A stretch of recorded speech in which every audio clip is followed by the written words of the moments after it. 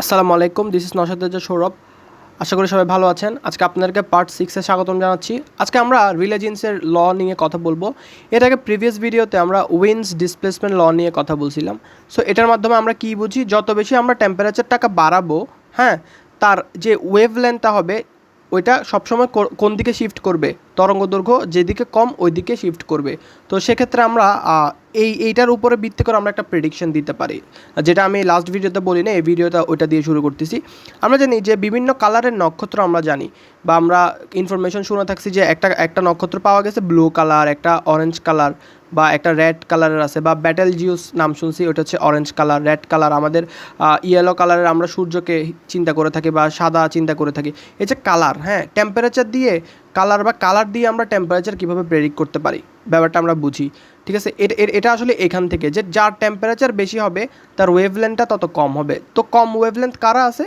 তো আমরা যদি যেই স্পেকট্রাম দেখি, তাহলে প্রথম হচ্ছে ভায়োলেট আছে, ঠিক আছে।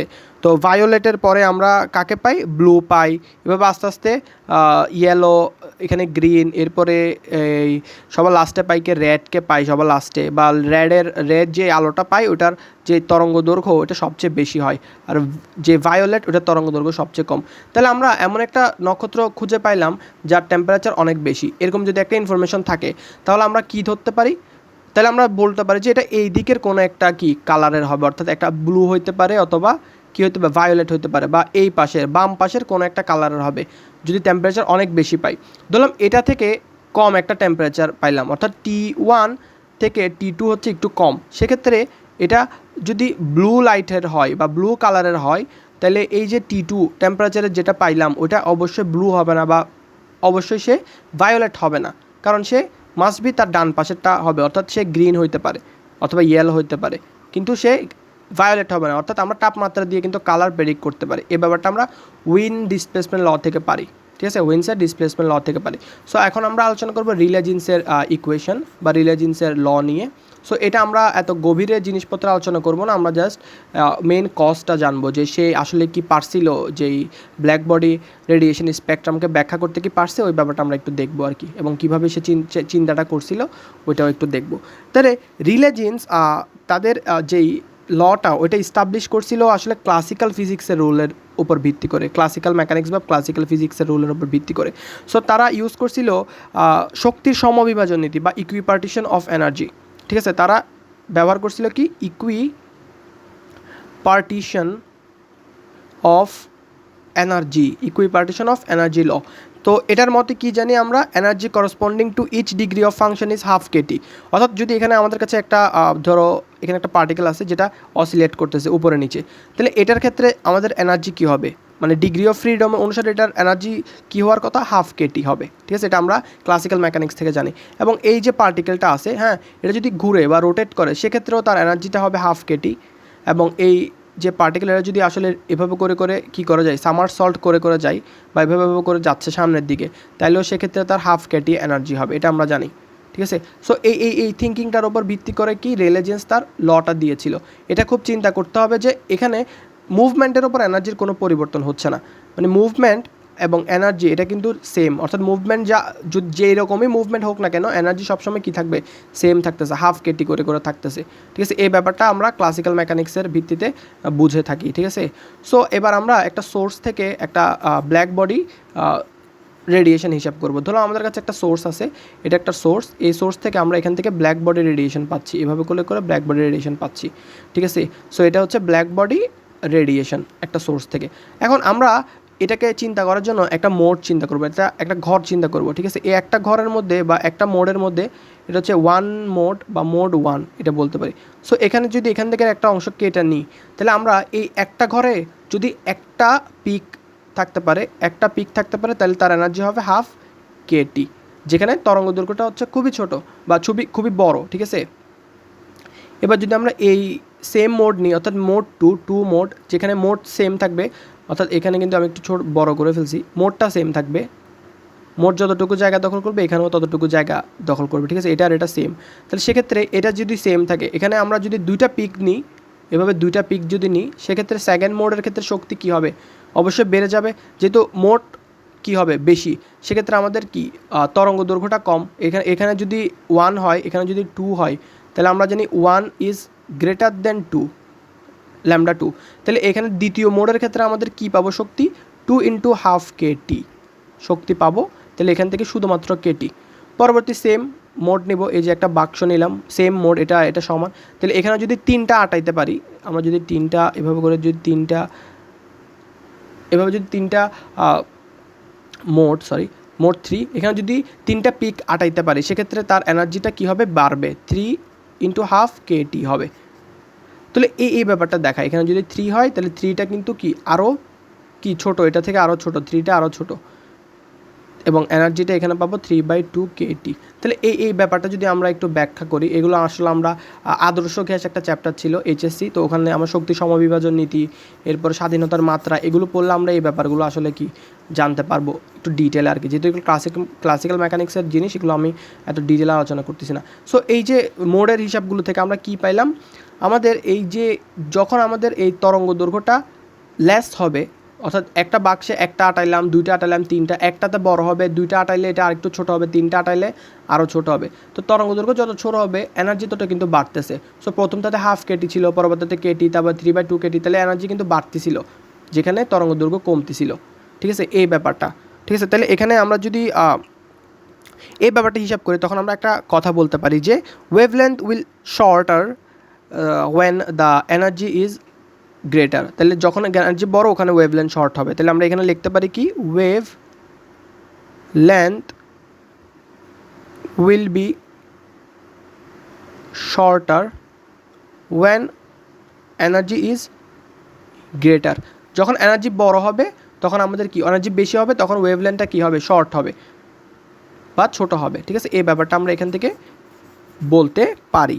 তো পরবর্তীতে এই ব্যাপারটা যদি আমরা আস্তে আস্তে কি গ্রাফে প্লট করার চেষ্টা করি, তখন আমরা কীভাবে গ্রাফে প্লট করতে পারি, আমরা জানি যে কি যেই ব্ল্যাক বডির রেডিয়েশন কার্ভ, এটা হচ্ছে এরকম, প্রায় এরকম ছিল, এরকম। এবং এই অংশটা, অর্থাৎ যেখানে ওয়েভলেন্থ কম হবে ওই অংশটা আমরা উইন্স ডিসপ্লেসমেন্ট ল থেকে আসলে পাই, কিন্তু নিচের অংশটা বা যেখানে ওয়েভলেন্থ বেশি ওটা পাই না, ওটা প্রমাণ করতে পারি না। তাহলে এবার রিলে জিন্সের ব্যাপারটা আমরা এবার গ্রাফে প্লট করে দেখি, এই যে ওই মোডের হিসাবটা, তখন আমরা বুঝবো কি এটা পারে কি না পারে না দেখি।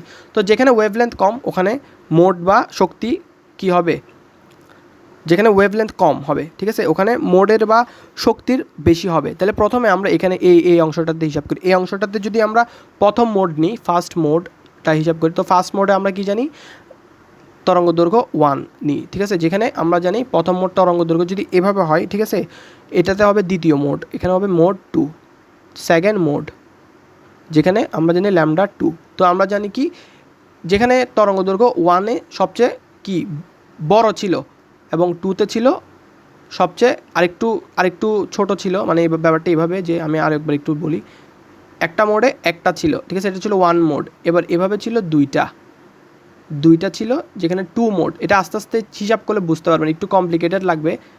3টা মোড, তাহলে এটাতে তরঙ্গ দৈর্ঘ্য হচ্ছে ছোট, 3 হচ্ছে সবচেয়ে ছোট, 2 বড়, এরপর 1 হচ্ছে সবচেয়ে বড়। তাহলে এটা হচ্ছে এদের ক্রম, এবং এনার্জি ক্রম হচ্ছে এখানে এনার্জি E1 সবচেয়ে বড়, E1 সবচেয়ে ছোট, E2 তার থেকে একটু বড়, এবং E3 সবচেয়ে বড়। তাহলে এটা কিন্তু বিপরীত টাইপের আর কি। ঠিক আছে, তাহলে এবার আমরা যদি এখানে 1 হয়, 1, ঠিক আছে, ডেল 1, যেটাকে আমরা একটা মোডের ধরছি, তাহলে এটার এনার্জি কী হবে, সবচেয়ে ছোট হবে, এটার এনার্জি লেস হবে। এবং মোড 2 এর ক্ষেত্রে যদি হিসাব করি, এনার্জি কী হবে, এটা আরেকটু বাড়বে। তাহলে যত ওয়েভলেন্থ কমবে, অর্থাৎ যত এদিকে যাবে এনার্জি তত বাড়তে থাকবে, যত এদিক দিয়ে যাবে তত কী হবে, এনার্জি তত কী হতে থাকবে, বাড়তে থাকবে। তাহলে আমরা প্রথম দিকেরগুলো, অর্থাৎ এই 1, 2, 3 এই পোর্শনটা, অর্থাৎ এই দিকের যে পোর্শন, এটা কিন্তু খুব ইজিলি প্রেডিক্ট করতে পারতেছি, যেখানে আমরা এটাকে হাফ কেটি, এরপরে হচ্ছে আমরা কেটি এভাবে প্রেডিক্ট করতে পারতেছি না, হাফ কেটি, এরপরে 3/2 কেটি।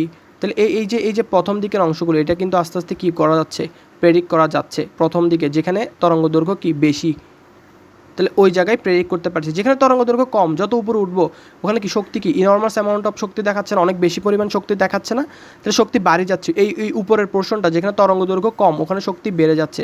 তাহলে এটা অনুসারে আমরা কি বলতে পারি, এটা অনুসারে আমরা বলতে পারি it follows radiation curve in high wave length but falls in lower wave length, অর্থাৎ রেডিয়েশন কার্ভ নিচের দিকে, অর্থাৎ এই পোর্শনটা কিন্তু সে এক্সপ্লেন করতে পারতেছে নিচের পোর্শনটা, যেহেতু এনার্জি তখন কাউন্টেবল।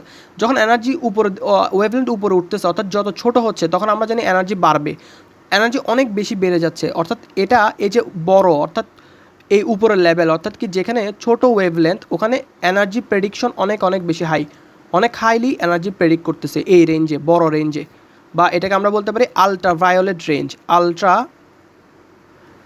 ভায়োলেট রেঞ্জ বা যেদিকে তরঙ্গদৈর্ঘ্য সবচেয়ে কম ওই দিকে সে এনার্জি অনেক বেশি প্রেডিক্ট করতেছে, অর্থাৎ it predicts huge amount of radiation in ultraviolet range, অর্থাৎ বেশি পরিমাণে এনার্জি এদিকে সে কী করতেছে, প্রেডিক্ট করতেছে। সো এই জায়গায় সে আর কি ব্যাখ্যা করতে সক্ষম হয় না। তাহলে এটাকে আমরা আরেকটা কথা বলে থাকি, এটাকে আমরা সেক্ষেত্রে এই যে প্রেডিক্ট করতে সক্ষম হয় না আলট্রাভায়োলেট রেঞ্জে, ওইটাকে আমরা বলি আলট্রাভায়োলেট ক্যাটাস্ট্রফি। কি বলা হয়? Ultraviolet catastrophe. এটাকে বলা হয় আলট্রাভায়োলেট ক্যাটাস্ট্রফি। তাইলে আমরা জানি রিলে জিন্স এই যে উপরে যেখানে ওয়েভলেন্থ অনেক কি কম ওই জায়গাটার ফেনোমেনাগুলো ব্যাখ্যা করতে পারে না, কিন্তু যেখানে ওয়েভলেন্থ বেশি ওই অংশটুকু ব্যাখ্যা করতে সক্ষম হয়। তাইলে এবার আমরা উইন্স এবং রিলে জিন্স দুজনের টোটাল কনক্লুশন কি ওটা আমরা একটু এবার দেখব। ঠিক আছে, তিনটা কার্ভেরই আমরা একসাথে কম্পেয়ার করব এবং ব্যাপারগুলো একটু ভাবার চিন্তা করব। ঠিক আছে, আমরা এখন রিলে জিন্সটাও মুছে দিচ্ছি, রিলে জিন্স এবং উইন্স দুটোটা দেখব। তাহলে আমরা টোটাল প্রথমের ব্যাপারটা দেখি। প্রথমে আমরা ব্ল্যাক বডি কার্ভটা কী পাইছিলাম, এই টাইপের একটা পাইছিলাম না ব্ল্যাক বডি কার্ভ, আমরা যদি লিখি এরকম একটা ব্ল্যাক বডি কার্ভ পাইছি। ঠিক আছে, এটা হচ্ছে first black body radiation curve প্রথম। তো এরপর যদি উইন্স ডিসপ্লেসমেন্ট ল অনুসারে যদি হিসাব করি সেক্ষেত্রে সে কী করছে, এই যে উপরের অংশটুকু যেখানে আমরা তাপমাত্রা বাড়াবো, যদি তাপমাত্রা যত বেশি বাড়ায় তখন তার কি করছে, এই যে ওয়েভলেন্থ সেটা শিফট করছে। তাহলে এই জায়গাগুলো প্রেডিক্টেবল। এখানে যদি 5000 কেলভিন হয়, এখানে হবে 6000 কেলভিন, এখানে হবে 10,000 কেলভিন, তাহলে বাড়বে আর ওয়েভলেন্থটা তত কমবে। তাহলে এই অংশটুকু কিন্তু আমরা তখন প্রেডিক্ট করতে পারছি, এই উপরের পোর্শনটুকু যেখানে ল্যামডার মান কম বা যেখানে তরঙ্গদৈর্ঘ্য কম, এটা উইন্স ডিসপ্লেসমেন্ট ল দিয়ে প্রমাণ করছি, কিন্তু যখন নিচে তখন প্রমাণ করতে পারি না এই পোর্শনটা। এবার তারই উল্টা আমরা কি রিলে জিন্সের ল থেকে পাই। রিলে জিন্সের লতে ব্যাপারটা পাই কি, এই যে এই প্রথম মোডগুলো ছিল আমাদের যে প্রথম ক্ষেত্রে, তখন আমরা কিন্তু এনার্জিটা ঠিকঠাক E1 E2 এই যে এনার্জি ছিল এগুলো প্রেডিক্ট করতে পারি বা হিসাব করতে পারি, কিন্তু যত বেশি উপর উঠবো যেখানে ল্যামডা কমতে থাকবে সেখানে এনার্জি কিন্তু বাড়তে থাকবে। তাহলে এই যে আলট্রাভায়োলেট রেঞ্জ, এটা যে একটা আলট্রাভায়োলেট রেঞ্জ, এই জায়গায় কিন্তু হিউজ অ্যামাউন্ট অফ এনার্জি বা ফ্রিকোয়েন্সি এটা কি প্রেডিক্ট করে, রিলে জিন্সের ইকুয়েশনটা প্রেডিক্ট করে। তাহলে এই জায়গায় কিন্তু আমরা ব্যাখ্যা করতে পারতেছি না, কিন্তু এই জায়গায় পারতেছি। তো উল্টাটা মানে ব্যাপারটা মেন হচ্ছে কি, এই যে অংশটুকু যেখানে তরঙ্গদৈর্ঘ্য হাই ওই জায়গাটা প্রেডিক্ট করতে পারতেছে কে, রিলে জিন্স। আর এই জায়গাটা যেখানে তরঙ্গদৈর্ঘ্য লো বা যেখানে ওয়েভলেন্থটা লো ওই অংশটা প্রেডিক্ট করতে পারতেছে কে, ওই যে টেম্পারেচারের হিসাব দিয়ে উইন। তাহলে এই দুই অংশ দুজনে আলাদা আলাদাভাবে ব্যাখ্যা করতে পারে, কিছু অংশ কেউই পারে না, বা এভাবে করে সম্পূর্ণরূপে কেউই পারতেছে না পুরোটাকে ব্যাখ্যা করতে। পরবর্তী এটার সমাধানটা নিয়ে আসে আমাদের খুবই ফেভারিট ম্যাক্স প্লাঙ্ক সাহেব। পরবর্তীতে আমরা ম্যাক্স প্লাঙ্কের যে ব্যাখ্যাটা ছিল এটার ভিত্তিতে ওইটা নিয়ে আলোচনা করব। ধন্যবাদ সবাইকে।